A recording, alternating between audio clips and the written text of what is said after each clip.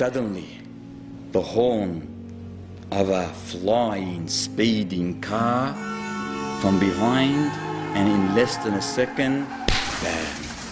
It collided with the crippled car. He said, the young man in between the two cars fell to the ground with critical injuries. We rushed to the scene, grabbed the young boy, took him to the car, called the ambulance, called the hospital to prepare for our arrival. The ambulance was going to be late, so they put him in the car.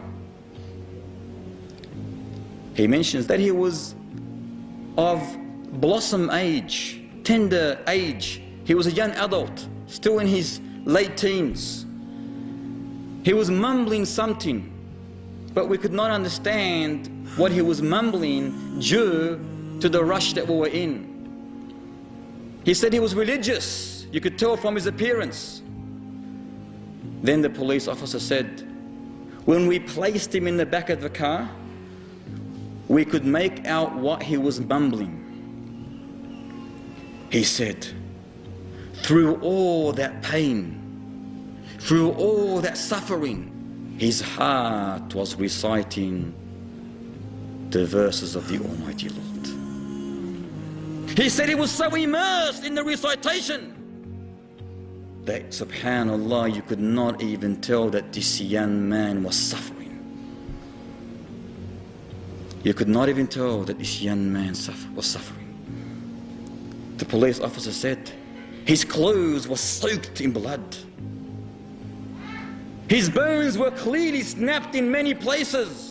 However, he continued with his unique, tender, soft voice, reciting the verses of the glorious Quran. Suddenly, the officer said, as we were listening intently, me and my partner, a shiver climbed up my spine. The hair on my arms and my legs stood up. I watched very carefully at the young man as we were driving to the hospital. His hymn became silent.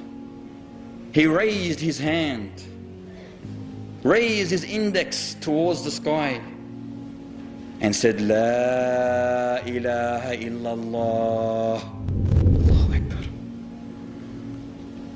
He said, La ilaha illallah. Thus he slumped. Thus he slumped. He said, quickly I went to the back of the seat. I felt his breathing. I felt his pulse. I felt his heart. He was dead. He was dead. He said, I could not stop staring at his face, the beauty of his face. A tear fell from my eyes, but I hid it in shame. I turned to my partner and told him that the boy's life has ceased. He's finished.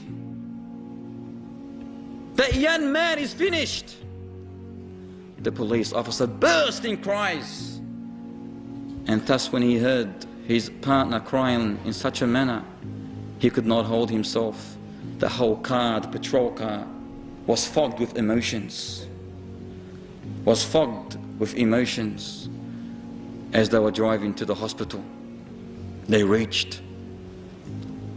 They struggled through the corridors, telling the nurses, the doctors, the onlookers what had happened. One of the hospital staff went and called his home. His brother picked up the phone and said, after being informed of his brother's accident, he said my brother would go and visit his only grandmother every single week who lived outside the town, and he would make sure that he would always spend time with those poor children and orphans who were idle in the streets. The whole town knew him, he said. They knew him because he used to give them Islamic literature, cassettes, books. He filled his old Mazda, his dusty old Mazda, with sugar and wheat and rice and even candies for the poor people in that town. Yet he himself was struggling to live. He himself was struggling to live.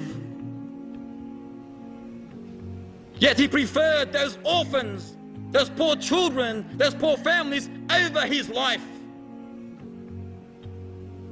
Thus, his last words was very easy. It wasn't hard for him to utter, La ilaha illallah.